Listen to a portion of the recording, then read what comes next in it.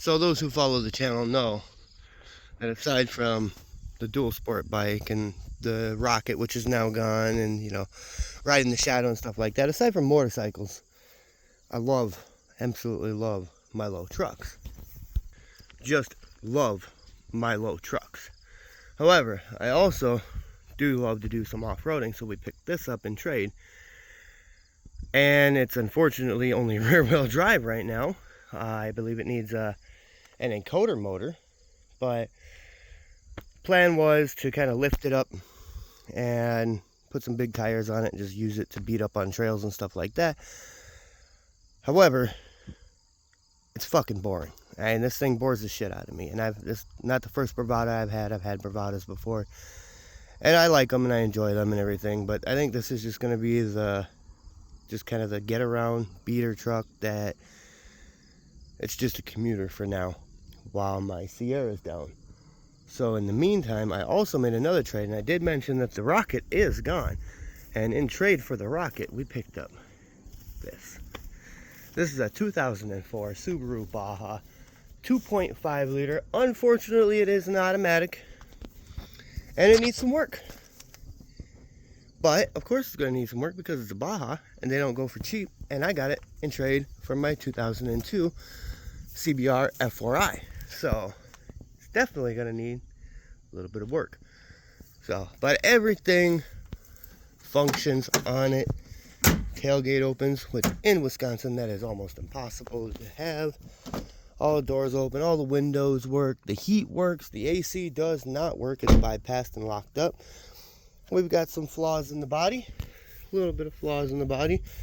It came with no low beam headlights, so I installed some low beam headlights. And the problem is, if I can fumble with my key here, problem with the low beam headlights that I installed is this one works fine. This one does not work so fine, and I'm not entirely sure why, but we do have fog lights. We do have roof rack lights, which will be getting upgraded to even brighter. I might just put a third one in the middle. I got a nice big one that I can put in there. We'll be getting rear facing lights and then run them right into this, so we'll probably figure out what's underneath here, maybe run a mount for the rear facing spotlights. The plan is to lift it as high as we can lift it, put the most aggressive tires on it. But the sunroof works, all the mirrors work, everything is functional on the car. Unfortunately, it is not the cold weather package, so it doesn't have the extra insulation, doesn't have the heated steering wheel, doesn't have the heated mirror, windshield and mirrors. Maybe it has heated mirrors, but it doesn't have the heated seats, unfortunately, but that can all be upgraded and put on down the road. We need to get this mounted up properly so that we can run the lights and have a switch that is readily available. We've got a dent there that's not important at all because I can fix those plastic dents no problem. So everything's good on it. We have a severe misfire, which the parts are on the way for that. Hopefully it is just the O2 sensors, which that's what the code shows. Needs front brakes, they're absolutely garbage. Not sure about the rear brakes, but we'll get those soon anyway, whether needed or not. Underneath looks relatively solid. So kind of hard to tell, but it looks solid. So I think it's going to be a good platform.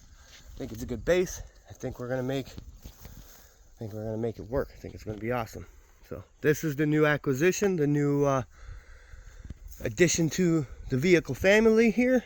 The Bravada, like I said, we'll be running that. Maybe we'll lift it, but by all accounts, in all honesty, we're probably going to trade that off or sell it or whatever when it's done. But it's going to get it. We're going to use it as a yard horse, kind of move trailers around, stuff like that, get the all-wheel drive working again, and just kind of keep it as a backup vehicle for when things are down or whatever. But by all accounts, this thing, it runs really good. Do not mind it at all. This was supposed to be just a introduction of a Subaru, But as much as this is boring and just nothing exciting at all whatsoever, I don't mind this thing at all. This thing it is not bad. Got a decently clean interior.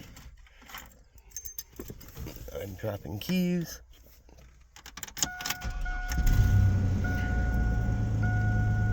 Fires up and runs great. Shifts through all the gears really good. So it's just got some crunchiness to it. Otherwise, I believe we got two really good new additions. Both of them in trade. We didn't pay any cash because we don't have any. But this one's my girlfriend's. She bought this so that we can go to like mini truck shows and stuff like that and build it up. And she wants something on the side as a project. She's got her Jeep and everything, which we do a little bit of this and that too, but that's all bolt-on shit. This thing here is going to be a little bit more ridiculous when we're done, but this was the point of the video. The new addition, the new acquisition. We're going to run some either YJ or JK bumpers on it is the plan eventually. Right now the ultimate plan is getting it on the road and driving it. And we're going to save tons of gas too by running this over the 2012 Sierra. These are actually not, these are not appearance. Like, these are not for appearance. These are not aesthetic. They're not for looks at all whatsoever. These are actually structural components of the vehicle. We've got threaded holes here, and I don't exactly know why. There's probably a reason for that, and I don't really know why, but we'll learn that. Overall, not much for rust. It's got the typical Outback rust, or the typical Legacy rust right there, Baja rust, whichever. They both do it. The Legacies and the Bajas, because this is built on a Legacy platform. It did come with brakes. It came with two. I don't know why. Oh wow. We got some surprises in there. And then this comes down. Not really all the way for whatever reason. I thought it did. But it seems like there's more of a... Does this move? That doesn't move. Does that do anything? That doesn't do anything. That doesn't do anything. Okay.